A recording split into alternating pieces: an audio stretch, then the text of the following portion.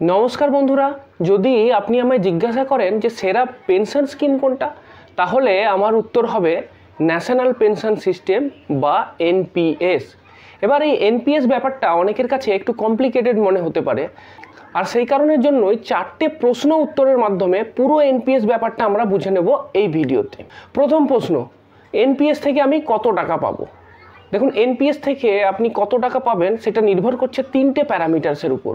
প্রথম, আপনার investment tenure, অর্থাৎ আপনি এনপিএসেতে কত দিনের জন্য ইনভেস্ট করছেন। দ্বিতীয়, রেট অফ রিটার্ন, অর্থাৎ এনপিএস থেকে আপনি কত টাকা রিটার্ন পাচ্ছেন।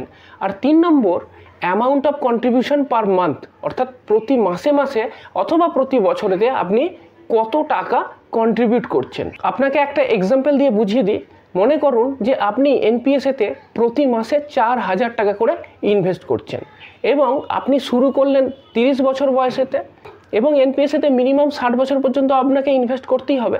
তাহলে আপনার ইনভেস্টমেন্ট টেনিওর হলো 30 বছর। এইবার যদি আমি এনপিএস থেকে 10% রিটার্ন এক্সপেক্ট করি, তাহলে আপনি রিটায়ারমেন্টের সময়তে আপনার এনপিএস অ্যাকাউন্টে কত টাকা পাচ্ছেন? দেখুন, টোটাল আপনার অ্যামাউন্ট হবে 91,17,302 টাকা।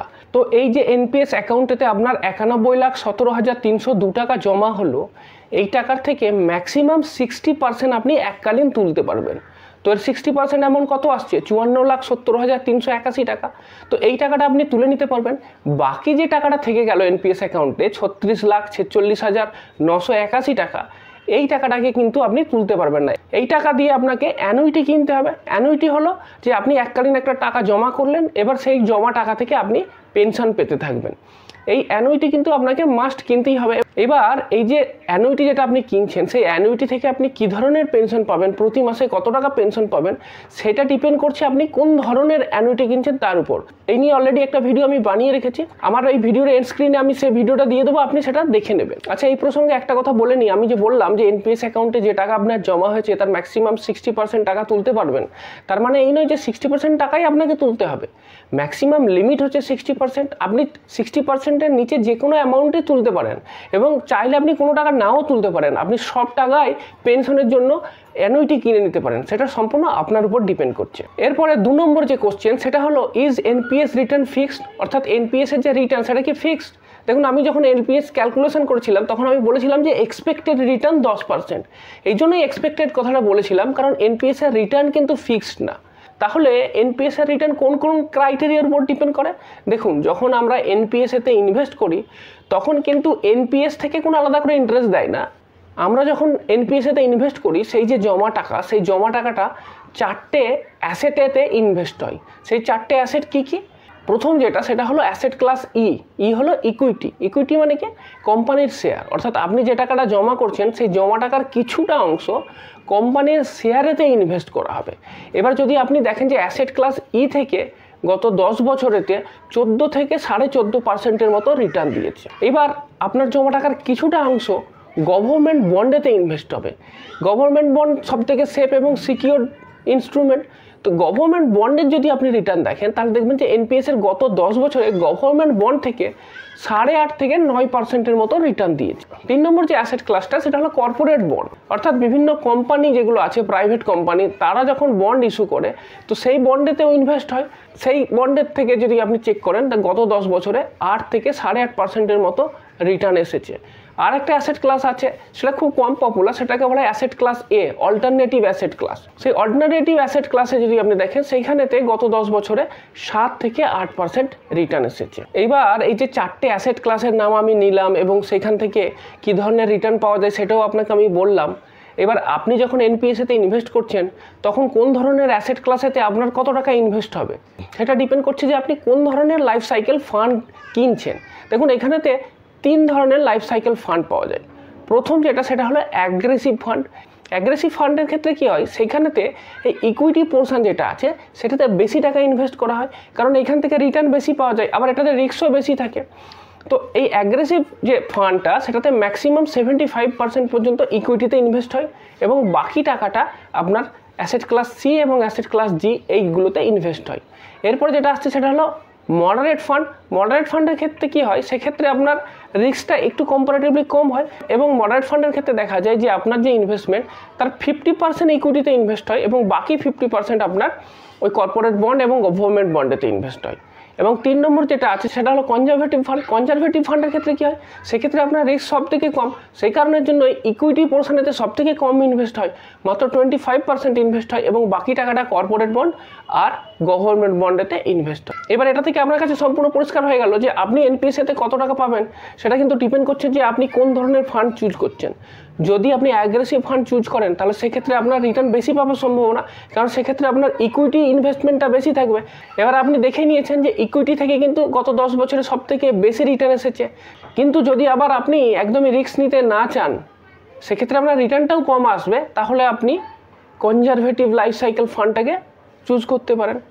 এবার আরেকটা প্রশ্ন বারবার আসে যে এনপিএসের ফান্ড ম্যানেজার ব্যাপারটা কি। দেখুন, যখন আপনি এনপিএসেতে ইনভেস্ট করছেন তখন আপনি আসলে একটা ফান্ড ম্যানেজারকে আপনার টাকাটা দিচ্ছেন সেই টাকাটাকে ম্যানেজ করার জন্য। যেমন ধরুন ব্যাংকে যখন আপনি ফিক্সড ডিপোজিট করেন তখন তো একটা ব্যাংক সিলেক্ট করেন না, যে এসবিআই করবেন, এইচডিএফসি ব্যাংকে করবেন কিংবা আইসিআইসিআই ব্যাংকে করবেন। ঠিক তেমনিভাবেই যখন আপনি এনপিএসে টাকা ইনভেস্ট করবেন, কতগুলো অ্যাসেট ম্যানেজমেন্ট কোম্পানি আছে, সেই অ্যাসেট ম্যানেজমেন্ট কোম্পানিগুলোই আসলে আপনার টাকাটাকে হ্যান্ডেল করবে। এবার এই এনপিএসের যে অ্যাসেট ম্যানেজমেন্ট কোম্পানিগুলো আছে সেই কোম্পানিগুলো কিন্তু পিএফআরডিএ দ্বারা অলরেডি অ্যাপ্রুভড আছে। বর্তমানেতে এরকম 10টা অ্যাসেট ম্যানেজমেন্ট কোম্পানি আছে। যখন আপনি এনপিএসেতে ইনভেস্ট করবেন এর মধ্যেই কোনো একটা অ্যাসেট ম্যানেজমেন্ট কোম্পানিতেই আপনাকে কিন্তু ইনভেস্ট করতে হবে। আপনাকে আমি পুরো লিস্টটা শো করছি, আপনি পজ করে দেখে নিতে পারেন। এই 10টা অ্যাসেট ম্যানেজমেন্ট কোম্পানি আছে। যে লাস্টের 3টে অ্যাসেট ম্যানেজমেন্ট কোম্পানি আমি লাল কালি দিয়ে ডিনোট করেছি, এগুলো গত 1 বছর আগে নতুন করে অ্যাপ্রুভাল পেয়েছে। এরপরে আরেকটা প্রশ্ন অনেকেই বারবার করেন যে এনপিএসের জন্য বেস্ট ফান্ড ম্যানেজার কোনটা। তো এই প্রশ্নের উত্তর আমি দেবো না, আমি আপনাকে কতগুলো ডেটা শো করব। এই ডেটা থেকে আপনি নিজেই বুঝে নিতে পারবেন যে এনপিএসের বেস্ট ফান্ড ম্যানেজার কোনটা। প্রথমে আপনাকে আমি শো করবো এনপিএসের স্কিম জি এর রিটার্ন। স্কিম জি মানে গভর্নমেন্ট বন্ডে যে ইনভেস্ট হয়েছিল তার রিটার্ন। আপনাকে আমি 7টা ফান্ড ম্যানেজারের রেজাল্ট শো করছি, কারণ লাস্টে যে 3টে ফান্ড ম্যানেজার আমি দেখালাম একদম নতুন 3টে, সেগুলো তো গত 1 বছর আগে জাস্ট অ্যাপ্রুভাল পেয়েছে, সেই কারণের জন্য তাদের ডেটা আপনাকে আমি শো করবো না। এই 7টা ফান্ড ম্যানেজারের ক্ষেত্রে আপনি যদি দেখেন তাহলে আপনি দেখুন 1 বছরের ক্ষেত্রে, 2 বছরের ক্ষেত্রে, 3 বছর, 5 বছর এবং 7 বছরের ক্ষেত্রে এদের রিটার্ন কেমন এসেছে। তো প্রথমেই যদি আপনি দেখেন যে 1 বছরের ক্ষেত্রে আপনি কি দেখতে পাচ্ছেন যে এদের যে রিটার্নটা দেখুন 8.56 সব থেকে কম এবং সব থেকে বেশি হচ্ছে 9.13। ঠিক তেমনিভাবে 2 বছরের ক্ষেত্রেও যদি দেখেন যে সব থেকে কম 5.30 আর সব থেকে বেশি হচ্ছে 5.73। ঠিক এমনিভাবে যদি 3, 5 অথবা 7 বছর দেখেন তাহলে একটা জিনিস আপনার কাছে পরিষ্কার হয়ে যাবে যে এদের যে রিটার্ন আছে সেই রিটার্নে বিশেষ কিছুই তফাৎ নেই। 0.3, 0.4, 0.5% যে রিটার্ন, সেটাকে তো আমি বিরাট কিছু তফাৎ বলতে পারি না। আবার যেটা 1 বছরে ভালো রিটার্ন দিয়েছে সেটা 3 বছরে কম, যেটা 5 বছরে ভালো দিয়েছে তো 7 বছরে কম।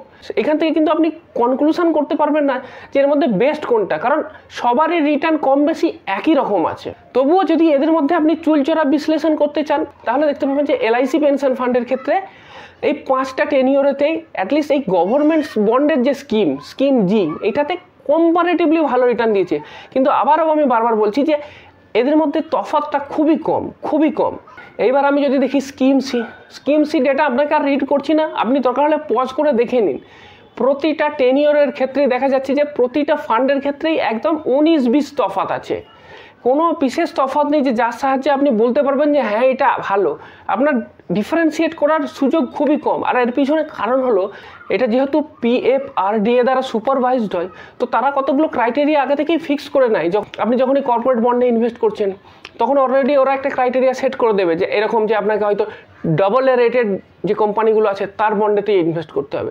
তো যখন আপনি একটা ক্রাইটেরিয়া অলরেডি ফিক্সড করে দিচ্ছেন যে বেস্ট যে কোম্পানিগুলো আছে তাদেরই মাত্র বন্ডে আপনি ইনভেস্ট করতে পারবেন, তাহলে কোনো ফান্ড ম্যানেজার তো পারবে না যে আপনি একটা যেগুলো রিস্কি বন্ড আছে সেখানে ইনভেস্ট করে বেশি রিটার্ন কামিয়ে দেখাবো, সে সুযোগ নেই। কারণ পিএফআরডি অলরেডি কতগুলো ক্রাইটেরিয়া এবং গাইডলাইন ফিক্স করে রেখেছে। আর সেই কারণের জন্যই এদের ইনভেস্ট থেকে বেশি ডিফারেন্স আপনি কিন্তু খুঁজে পাবেন না। এক্ষেত্রে যদি চুলচেরা বিশ্লেষণ করতে হয় তাহলে আমি দেখতে পাচ্ছি যে এইচডিএফসি পিএফ যেটা তার ক্ষেত্রে হয়তো বা একটু রিটার্নটা বেশি আছে। এরপরে আসছি স্কিম ই বা ইকুইটি স্কিমেতে। সেক্ষেত্রে আপনি দেখুন, আপনাকে আমি পুরো ডেটাটা শো করেছি, এক্ষেত্রেও আমি রিটার্নের বিশেষ তফাৎ দেখতে পাইনি। তবুও যদি আপনি আমাকে চুলচেরা বিশ্লেষণ করতে বলেন তাহলে দেখতে পাচ্ছি যে আইসিআইসিআই পিএফের ক্ষেত্রে এর ক্ষেত্রে দেখা যাচ্ছে যে রিটার্নটা একটু মার্জিনালি বেশি আছে। তো এইবার যদি আপনি আমায় জিজ্ঞাসা করেন যে এর মধ্যে বেস্ট ফান্ড ম্যানেজার কোনটা, কী করে আমি বলবো?